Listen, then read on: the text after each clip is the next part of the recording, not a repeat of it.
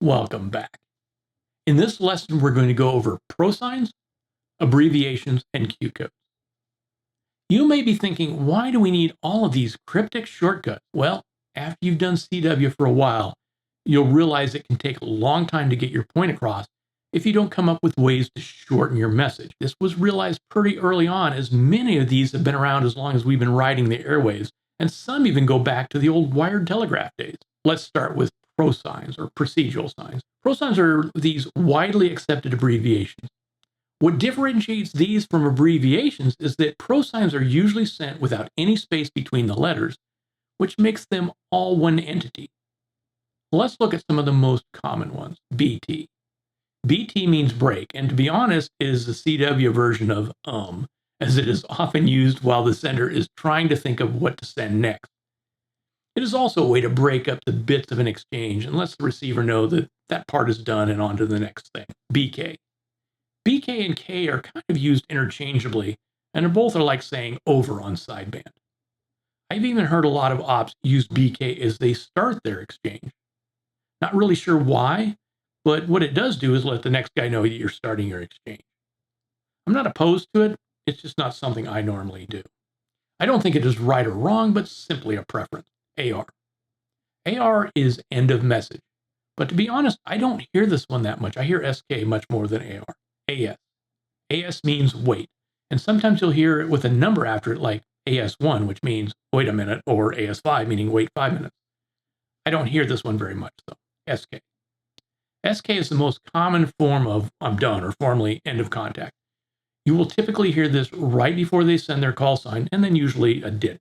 Next, let's look at some of the most common abbreviations. Now, this is not an exhaustive list, but these are the ones that you'll more commonly hear.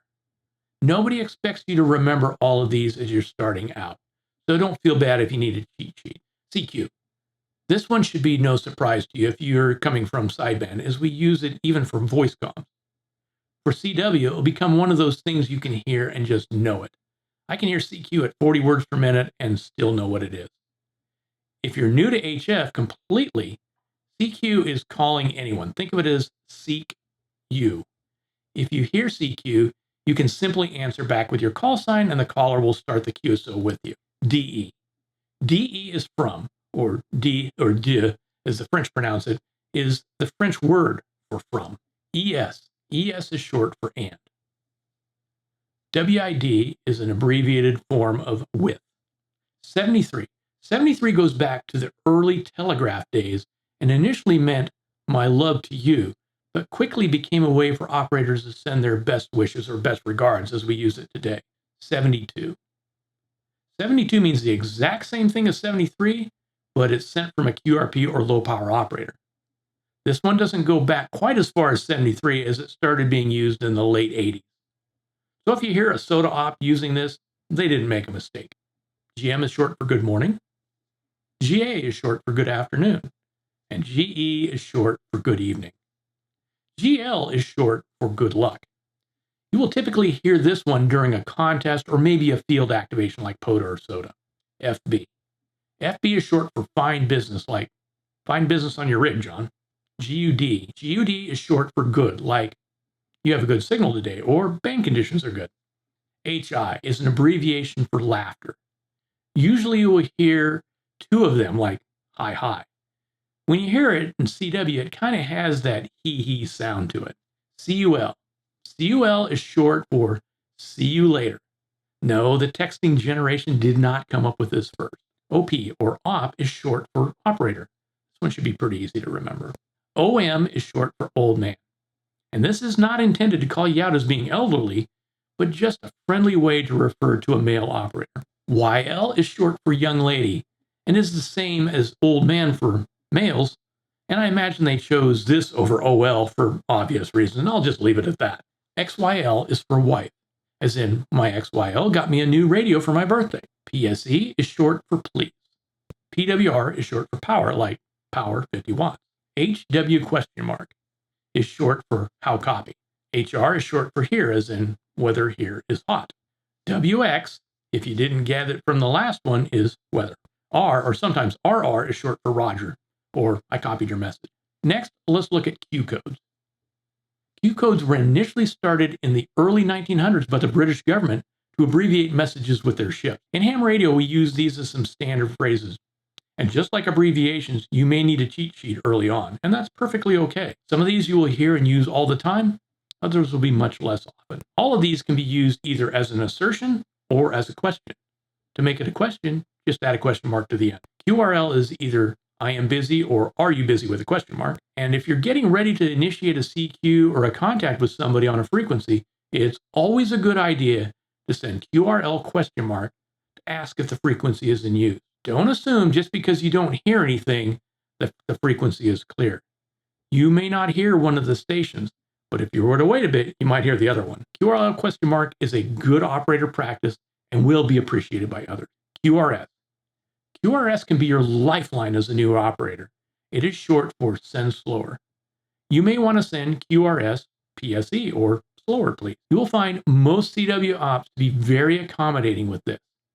You may not need to send this, as many good ops will slow down to match your speed of your reply, but don't be afraid to ask. QRQ is just the opposite. It means send more quickly. And you probably won't hear this one too much. QTH. QTH is one of those that you will send a lot. It means my location is, or you may hear QTH question mark, meaning what is your location? QSB. QSB is the bane of the HF operator, both on CW as well as sideband, and it's short for fading, and it happens a lot. QRZ. QRZ, along with being the most popular website to look up call signs, has a similar meaning in CW, and it means who's calling me? QRM. Even more annoying than QSB is QRM, or interference, either from other operators near your frequency or maybe from your neighborhood solar panels or other things. QRN is noise or static from other than man-made things. QRN can come from solar fluxes or geomagnetic storms. Not quite as bad as QRM, but still annoying, especially when you're trying to pick out that weak signal. QSO. QSO for the most ham purposes means contact, like I had a QSO with Joe the other day. You'll mostly hear this in the form of thanks for the nice QSO or something like that. QSL means acknowledge receipt. And in my experience has mostly been replaced by R or RR in a typical QSO.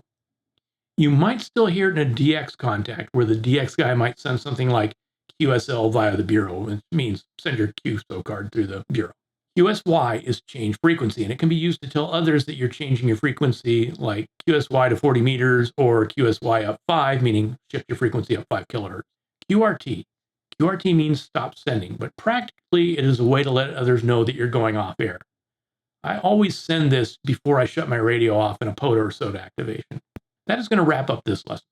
I'm sure I probably missed something, so if you have questions or comments about any of this, please leave a comment below for you as well as the benefit of others. Thanks for watching, and we'll see you in the next lesson.